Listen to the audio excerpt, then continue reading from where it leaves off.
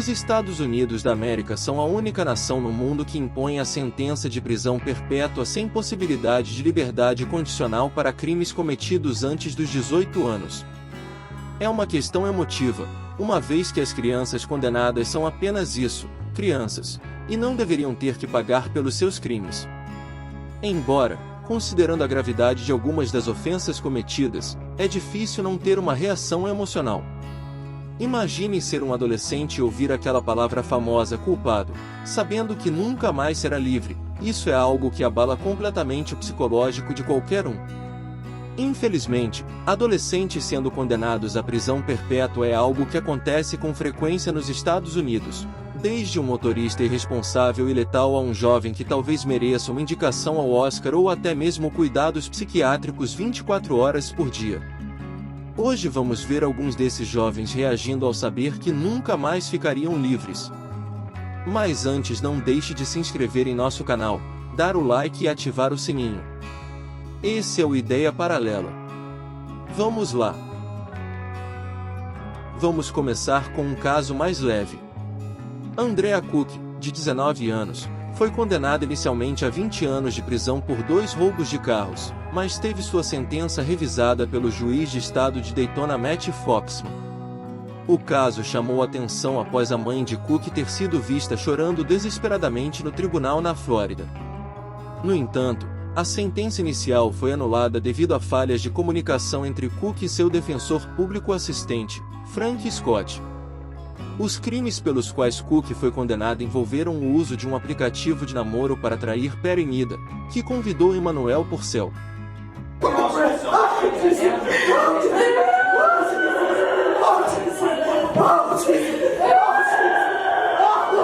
O namorado de Cook, Kendrick Bass, que atirou em Purcell durante um roubo de carro, mas a vítima sobreviveu. Cook e Bass também cometeram outro roubo de carro, mas em troca de uma redução de pena, Cook concordou em cooperar com os promotores no caso contra Bass. Atualmente a jovem é condenada a mais de 50 anos de prisão, com direito a condicional depois de 20 anos.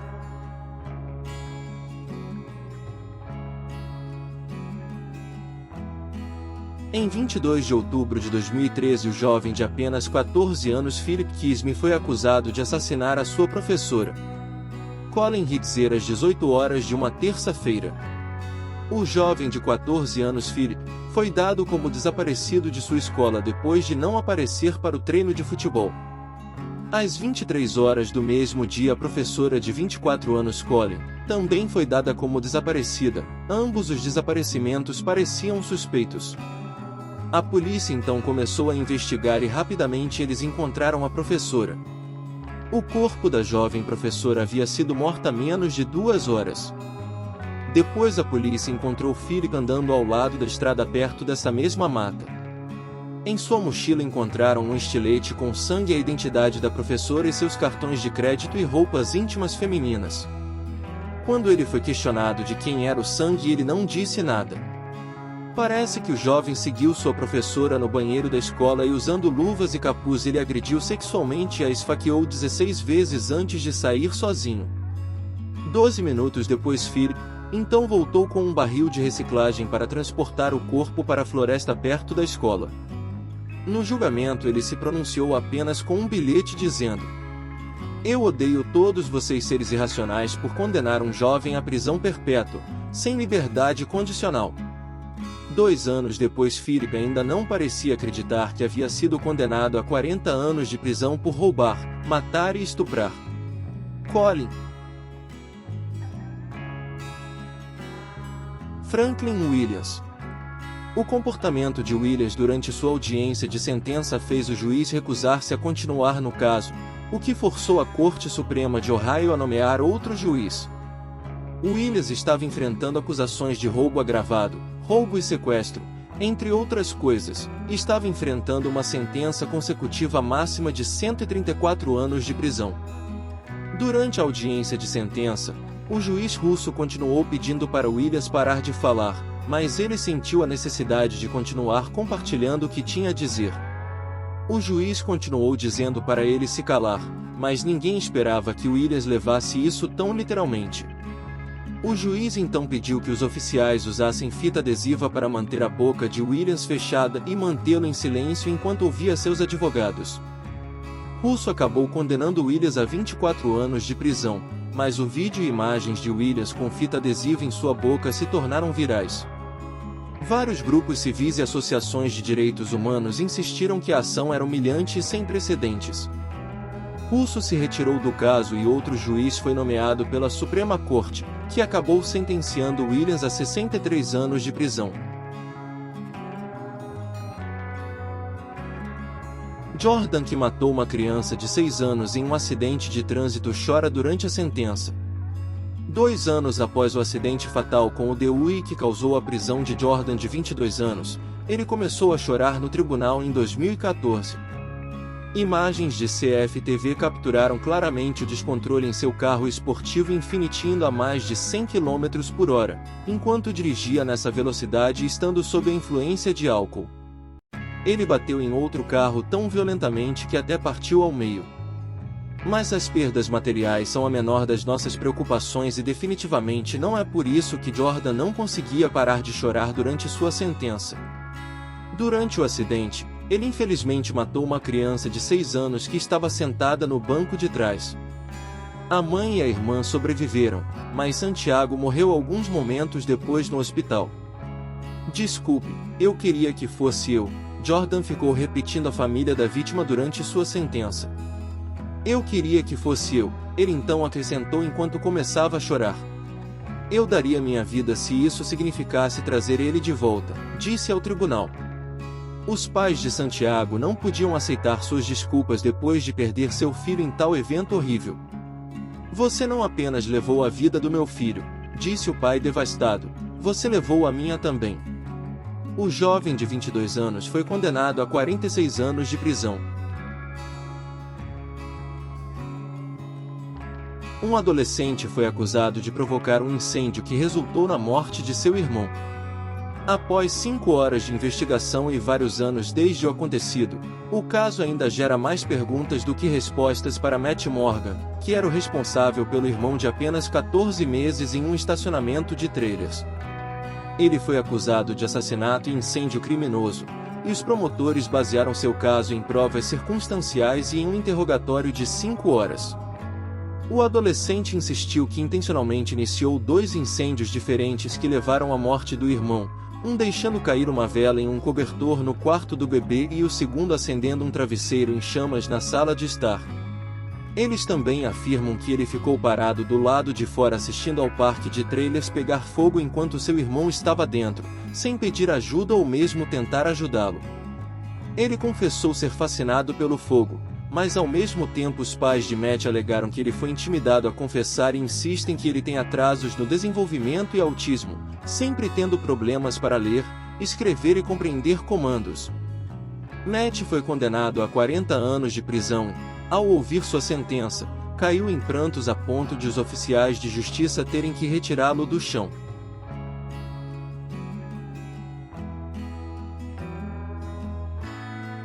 Durante uma audiência que durou 3 anos, Jaleel Smith Riley se declarou culpado pelo assassinato de Portia Brooks e por ferir seu namorado Martin Norwood, em 2013.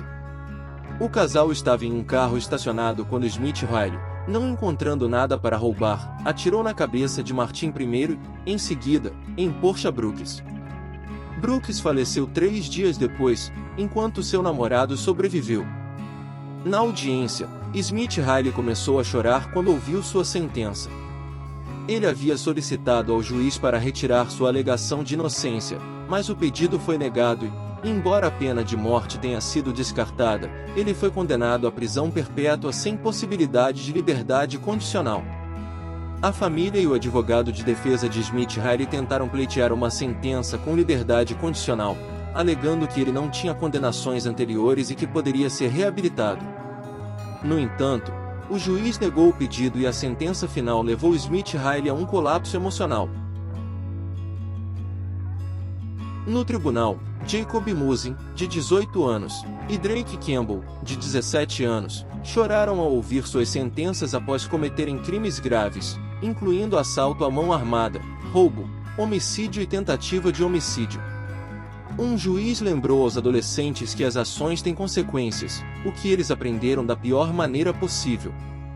Os dois foram acusados de participar de um grupo de 5 homens que invadiram a casa de Kaden Johnson e sua namorada na Carolina do Sul, roubando $3.000 e destruindo a casa. Quando o casal voltou para casa, foram submetidos a um terrível assassinato estilo execução, com Johnson sendo morto a tiros e a namorada sendo baleada nas mãos e no peito. Os suspeitos foram presos 4 dias depois pela aplicação da lei. Apesar dos apelos de familiares por uma sentença mais branda, Jacob foi condenado a 45 anos de prisão e Drake a 40 anos.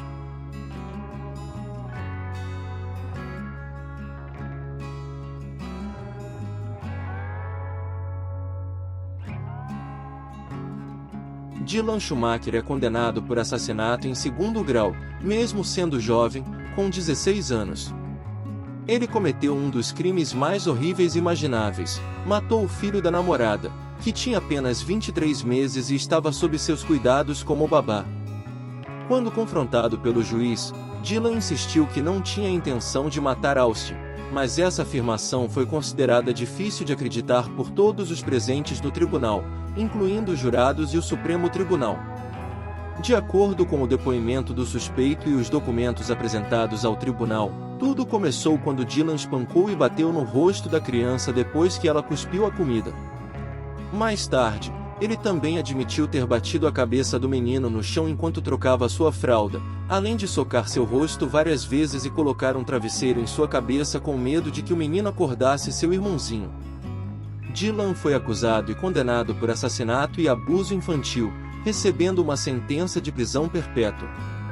Não se sabe se seu remorso é real ou encenado, mas ele não conseguiu parar de chorar no tribunal.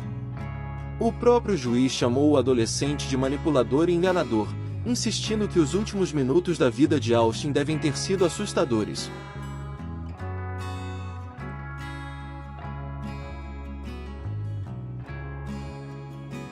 Comportamento perturbador no tribunal. Muitas pessoas ainda têm dúvidas se este homem está agindo de forma insana ou se é real. Desde o momento em que ele entrou no tribunal, ele tem um comportamento estranho e constante, balançando a cabeça e mantendo a boca bem aberta enquanto ouve o que o juiz está dizendo.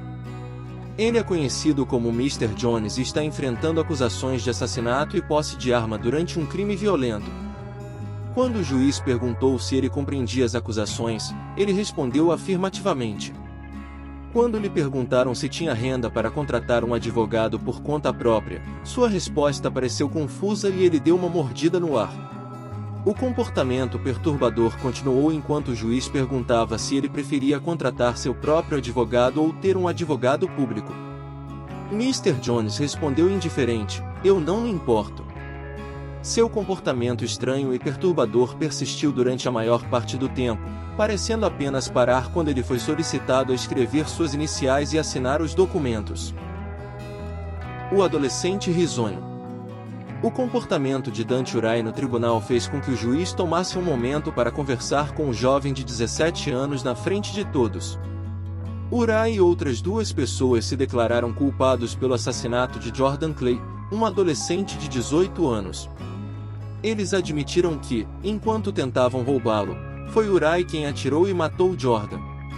No caso apresentado pelos promotores, eles tentaram mostrar Dante como um afiliado de gangue, dizendo que a gangue fazia rap sobre o estilo de vida do adolescente.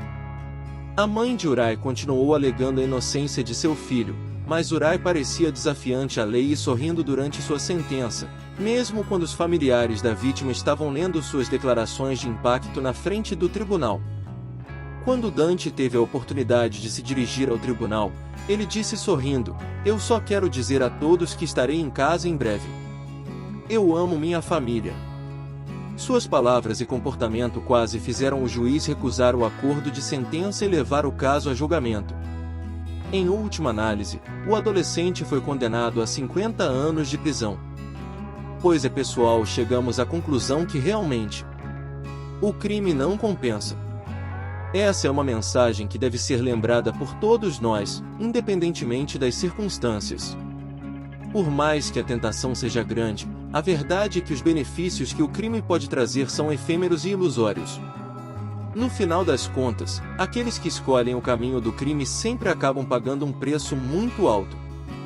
Seja através da prisão, da perda de pessoas queridas ou da própria consciência pesada, o crime nunca é uma opção viável.